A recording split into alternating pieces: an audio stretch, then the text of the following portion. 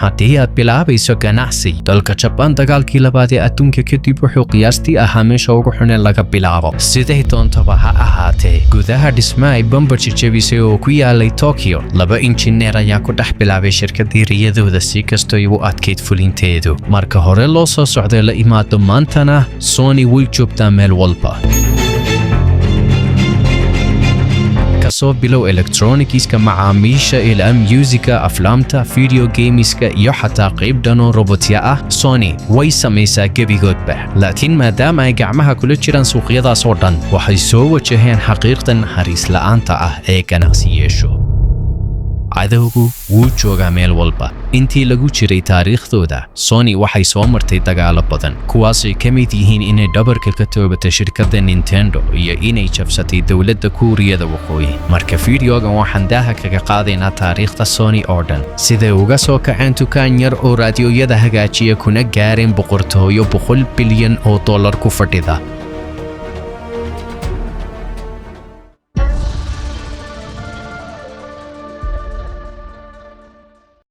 Akio Marita wuxuu ku dhashay dalka Japan sanadii 1921 waxaana isagoo aad u yar loo barbaariyay sidii uu maamuli lahaa ganacsiga qoyskooda ilaa 14 jiil ka horeeyay waxay qoyskiisu lahaayeen shirkad khamriga samaysa taasoo isugu gudbinayeen maamulkeeda aabaha iyo wiilkiisu xataa isagoo 10 jir ah wuxuu Akio ka soo xaadirayay shirarka ay galayaan boardka shirkadu siday doontaba ha ahaatee wuxuu ka jeclaa maamulida ganacsigooda inuu wadwado oo uu ku ciyaaro raadiyoyada wuxuuna ka bariyay aabihi inuu u ogolaado inuu barto physics-ka iyo engineering-ka bedelkii economics-ka aabihii wuu ka aqbalay go'aankaasina si weyn buu noloshiisa u badbaadiyey kadib markay Japan qarxisay Pearl Harbor wuxuu ciidankii dagaal geliyay malaayiin dhalinyaradii waddanka ee jirtay da'da ciidamada laakiin maadaama uu Akio bartay physics-ka wuxuu u design gareynayay hubka ciidamada halkii uu jiida hore ka dagaalami lahaa 1944 wuxuu Akio ka helay shaqo engineering ah ciidankii waana meesha uu kula kulmay saaxiibkiisa mustaqbalka ee xagga ganacsiga Masaru Ibuka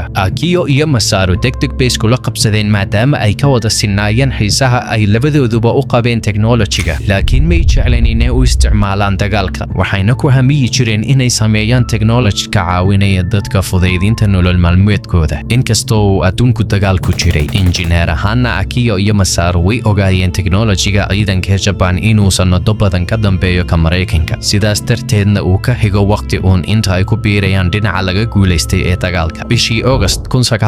1945 sahamintoodii run bay noqotay waxa Mareykankii ku riday bambooyinkii atomika ahaa Japan waxay ogolaatay inay isku dhiibto si buuxda shaqadii Akio iyo Masaru ee militarigu markaliya dhamaatay kadibna mid walba dhinac buu u dhaqaaqay Akio wuxuu bilaabay inuu jaamacad dhigo halka uu Masaruna go'aansaday inuu shirkad yar iska bilowdo laakiin markan waqtigaas Japan waxay ahayd meesha ugu xun ee ganacsi laga bilaabo magaalooyinkii ugu waaweynaa badankoodii waa la garaacay lalana simay dhulka ku dhawaad dadka barkood may haysan meel ay ku noolaadaan kuwa homelesska ahna qabowga dilayay habeenkii waqtiga jiilaalka may joogin boolisku mana jirin shaqooyin sharci ahi taasoo ka dhignayd in badi dumarka da'da yari inay la seexdaan ciidamada Mareykanka si ay uga bedeshaan cunto halka ay wiilasha dhalinyartiina ku biirayeen Yakuza oo ahayd maafiyada ugu weyn Japan marka loo eego xaaladan mufdiga ah ay ku jirtay Japan Masaru aad buu ugu yiditiilo wanaagsan bilaabita ganacsigan wuxuuna rabay inuu dhiso shirkad ay injineeradu ugu shaqayn karaan si niyad ah wayna ka go'onayd inuu ka dhabeeyo arrintan wax walba ka qaadanayso kadib Masaru wuu bilaabay shaqada baroodhagiisii u horeeyay wuxuu ahaa electric bariiska lagu kariyo siday doontaba ha ahaatee bariis kariyihii wuxuu noqday mid mararka qaar aan bislayn in bariiskii marna aad u gubayay si xambuuna u khasaaray baroodhagii kadib Masaru wuxuu bilaabay samaynta buste elektroonig ah oo iskulaylinaya kaasoon ammaan ahayn kadibna khasaaray laakiin Masaru wuu sii waday dadaalkii isagoo aaminsan inuu khasaaro walba ku dhaweynayo guusha ugu dambeyntiina wuxuu helay wuxuu suuq u baahnaa waqtigii uu dagaalku socday waxay dowladda Japaaniisku samaysatay idaacada iyadoo iska jartay xarkii signalada dhaadheer si aanay u soo gaadhin propagandada Mareykanku laakiin maadaama uu dhamaaday imika dagaalkii waxay raadiyoyadii u baahnaayeen hagaajin wuxuuna Masaru bilaabay inuu bixiyo adeegyada hagaajinta raadiyoyada waxay tani u ogolaatay dadkii inay dhageystaan wararka iyo musiga dalalka kale taasoo sababtay in ganacsigii Masaru lagu soo daabaco mid kamid ah wargeysyadii ugu weynaa waddanka Japan Japan kadib waxa isagoo akhrinaya jaraa'idkii la kulmay qoraalkii wargeyska Masaru saaxiibkiisii hore ee Akio kadib markuu arkay ganacsiga engineerinka ah ee Masaruna wuu la soo xiriiray si uu u weydiiyo wax uu ka caawin karo waxay wax yar kadib Akio iyo Masaru go'aansadeen inay wada samaystaan shirkad taasoo ay kaga wada shaqaynayaan samaynta alaabo cusub laakiin marka hore waxa qasab ahayd inuu Akio soo weydiisto ogolaansho aabihii xasuuso in ku dhawaad 300 oo sano ay ahayd dhaqanka qoyskooda inuu qabto ganacsiga khamriga laakiin si kadis ah wuxuu Akio aabihii u ogolaaday inuu jabiyo dhaqankii raacana riyadiisa wuxuu waliba siiyay Akio iyo Masaru 190,000 oo yen si ay ugu bilowdaan ganacsigooda marka 1946 waxay Akio iyo Masaru si rasmi ah iskula dhisteen shirkadda Tokyo Telecommunications Engineering Corporation taasoo ugu dambeyn noqonaysa Sony magacaas hoogaa lacaga iyo team engineer ah waxa kaliya u baahnayeen imika waa waxay iibgeeyaan dhowr sano ay ku qaadatay tijaabintii iyo cilad bixintii laakiin 1950 Akio iyo Masaru waxay bilaabeen inay u sameeyaan dawladda qalab cusub oo lagu rikoor gareeyo codka muu samayn guul badan laakiin wuxuu sabab u noqday samaynta nooc la sidan karo kaasoo noqday alaabtii ugu horeysay ee ugu socodka wanaagsaneed shirkadda laakiin haddana isla markii uu si fiican u koreeyay ganacsiga codduubuhu fikir cusub oo technology ayaa bedelay wax walba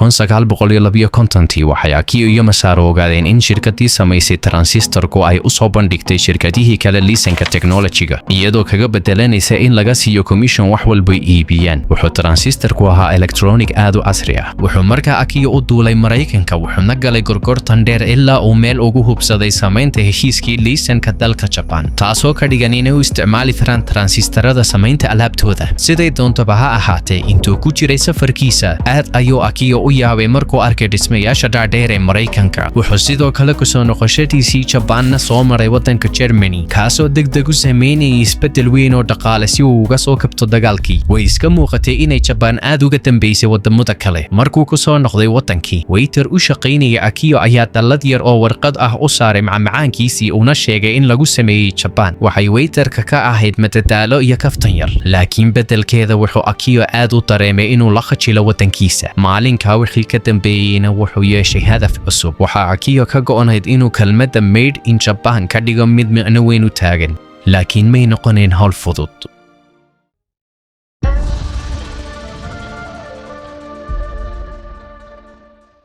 maadaama ay imika haysteen liisanka samaynta transistorada waxay Akio iyo Masaru haysteen fursad ay uga dhigaan shirkadooda markada caalami ah marka waxay u baahnayeen magac laga isticmaali karo adduunka oo dhan Rockrovidia dictionary-gana waxa ka soo horbaxtay Sonus oo kelmadda Laatiinka ah ee sound ama codka waxay ku dhex dareen Sony taasoo ah kelmadda suuqiga ee wiil yar waxaana uga soo baxay magaca Sony markiiba kamay bedelin magacii shirkadda ilaa dhowr sano kadib laakiin waxay bilaabeen inay u isticmaalaan markadii Sony alaab cusub oo samaysan taasoo ahayd raadiyoyo transistor ah iyagoo isticmaalaya transistoro waxay aaminsanayeen inay samayn karaan raadiyoyo aad u yaryar loona qaadan karo meel walba kana fiican kuwii aadka u waaweynaa ee waqtigaas jiray siday doontaba ha ahaatee markay bilaabeen inay si xawliya u soo saaraan in ka badan 95% ayaa cilad yeeshay dhaqaalihii shirkadu wuxuu bilaabay inuu hoos u dhaco waxaana qasab ku noqotay inay ka soo qaataan deyn bangi si ay u sii socdaan hadduu fishankooda transistoradu khasaaro wuu burburayay ganacsigu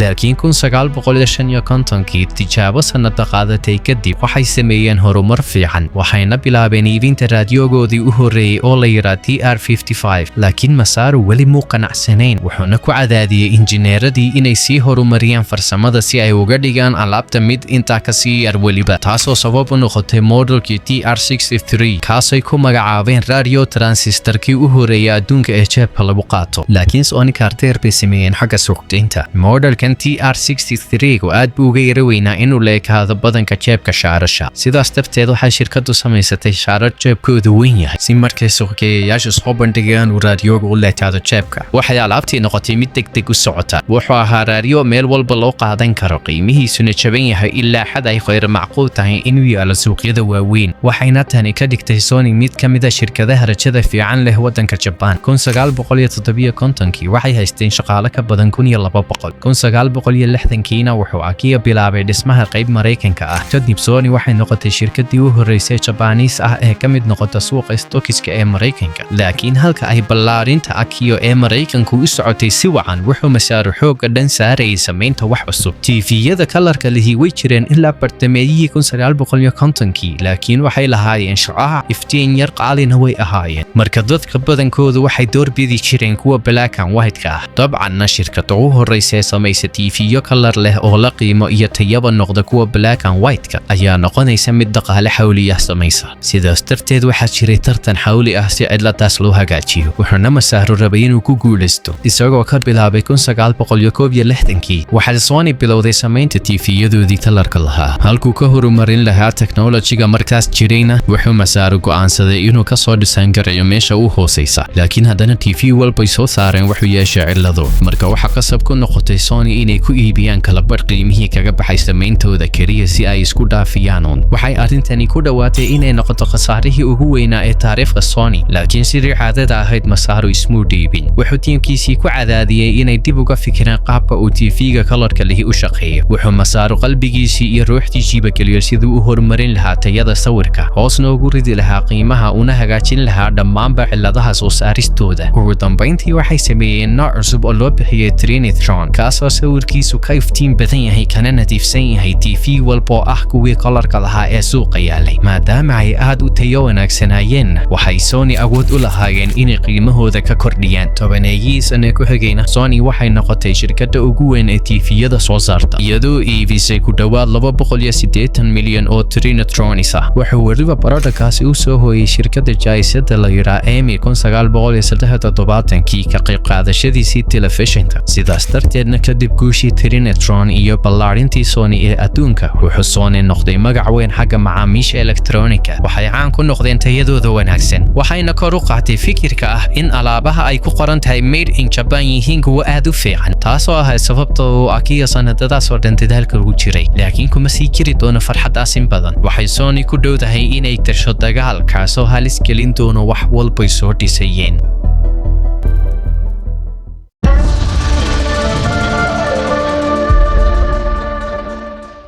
maadaama ay muddooyinkan dambe soo baxeen adeegyada streamingku sida Netflix, waxaad musalsalada daawan kartaan mar walbood u baahato. Laakiin waqtigii 70-yadii waxaa musalsalada si live ah loo soo dayn jiray hal waqti oo go'an. Marka hadduu waqtigaas ku dhaafana, sidaasuu nasiibkaagu kaaga dhammaanay. Sidaasay ugu yaraan dhigto ahayd ilaa ay Sony soo gashay arrintii. 1975kii waxay soo bandhigeen kaaseet lagu duubo muuqaalada oo la yidhaa Betamax. Waxay dadku dooranayaan channel, waxay buuxinayaan saacadda kadibna Betamax uu duubayaa wax walbo ka TV-gaas si ay dadku ugu soo celashadaan mar walbay rabaan. Wuxuu barodhagan u ekaa mid suuq weyn yeelanaya. Laakiin haddana Betamax wuxuu yeeshay tartan culus, wuxuuna ahaa VHS. Ma aragtay sida videoska markaan seefgaraysanayno ama aan soo dejisanayno ay u leeyihiin formaatyo kala duwan. Kaaseetyadii videoskuna sidaas oo kale u lahaayeen formaatyo kala duwan sida Betamax ama VHS. Laakiin waa halkan meesha xiisaha dahi. Inkastay Betamax kaga fiicnay tayada sare, muuqaalka VHS guud ahaana loo tixgelinayay inuu yahay teknolojiga fiican. Haddana VHS ayaa ku guulaysatay Degaalki Formatska. Sababtuna waa inuu VHS ka jabnaa, wuxuuna kaydinayay miidiyaha 4 jibaar.